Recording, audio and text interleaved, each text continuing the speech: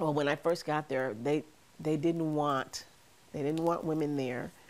I don't think they had women there, but I don't think they particularly cared for them being there. There were still some of those men that were there that did not want women there, and they just thought that women should be home in the house, barefoot, pregnant, that type of thing.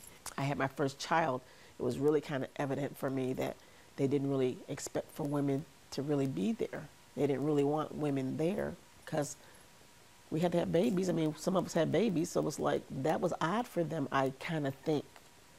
And when I did tell them, and I had been on probably over a year when I told them that I was expecting my child, and it was like I felt like they were my parents. I think they were worse than my parents, actually, when I became pregnant, because it's like, what? You're pregnant? I mean, that was the added, that's what I felt.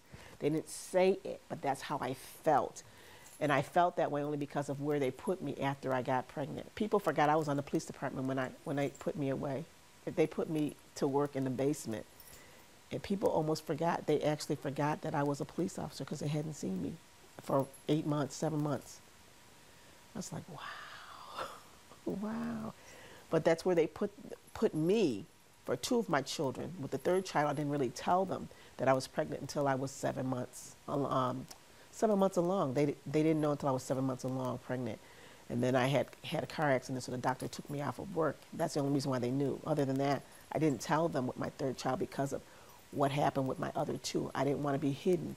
But actually, by the time I had my 3rd child, other women were having children, and they were being placed in different places that was not away from the public, so to speak. They were seen pregnant. I was never seen with my 2 children pregnant, my first 2.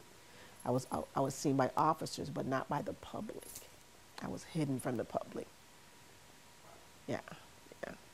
And they didn't have maternity leaves, and they still don't have maternity leaves. You have to use sick time to take maternity leave.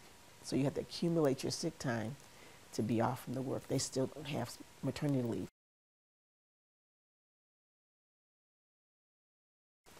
Well, I know that now with the chief Fowler, he's trying to work more with the community. He's always been a community-oriented person as an officer, as a sergeant, and he's really working hard within the community even now.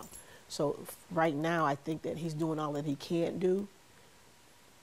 It's for all as he can do. He's doing as much as he can do within the city and within the community, and as far as the community working with him. Prior to that, I don't know how well more advanced we are because it was 30 years prior to my coming on as a female officer that they got a black officer. 1951 was the first black officer they ever got in the police department, in Willie B. Gilbert. 1951. 1981, I came on. So that was a 30-year stretch before they got an African-American woman on the job. Or they had more African-American men, but a woman didn't come for 30 years. And that was an accomplishment for Syracuse. However, 30 years is a long time, a stretch for things to be a little different. And I've been gone now for 11 and a half years. And I don't know that there's a whole lot, a better difference, so to speak, because again, the children are so much angrier now and the people are angrier, and I don't know that officers actually know how to deal with the people. I'm not sure if they, some of them are, and I've met some that are pretty good, but then there's some who still stereotype people because of the color of their skin or because of the area that they live in. There's still a lot of that going on. And so if we could get past that, we would do well, but I don't know that if it's going to change a whole lot. Family's been great. I love my family. They're very important to me. I raised 3 of my children on the police department, just about, all 3 of them actually. I did officer friendly for the older 2. My husband has been very supportive. He encourages, he pushes, he encourages. He's always, his thing is calm down, it's going to be all right. Calm down, everything's going to be all right. So that kind of gets me through, him saying a few words to me to keep me going. Just looking at my children daily, they just saw me as mom. They didn't see me as the police officer. I was just mommy to them. So that's nice. You can come home and be mommy and be the wife and kind of forget about what's going on, even though in the back of your mind you remember stuff that's going on at your job. But for the most part, when you come to family, it makes it all right. When I first came on the job, I'd come home in pain, and that's before marriage. I'd come home crawling up the stairs because of, being in the physical part of being a police officer in the training. And I'd be so sore. My mom said, "You sure you want to keep doing this?" I said, "Yeah." As I crawl up the stairs, "Yes, I'm still going to do this." So that was complicated, as far as the training. Your things hurt that you hadn't moved in a while.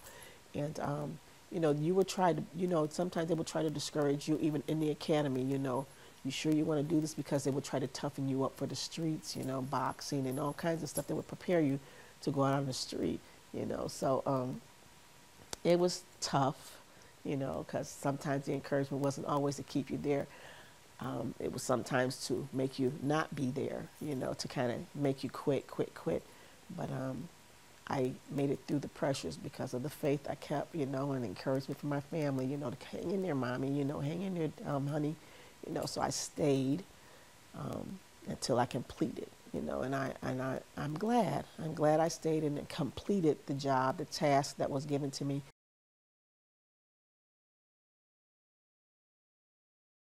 I always say, people say, "Well, why did you go through this, and why aren't you in that, and why?" I said, "It's my lot, and I'm just gonna, go with it. It's my lot. It's given to me, so I'm gonna go with it, and make it to the end. Make it to the end, I'm so excited that I waited, and so I could be an example for somebody who's coming down the road, that even though it may look like, this is not something I want to do, or you went through struggles. Everybody's going to go through struggles. I don't care what job you have. There's going to be a struggle. So you just have to hang in there. And if you really want to deal with the community and make a difference within the city or even in the police department, then, you got to press through it. Keep on going."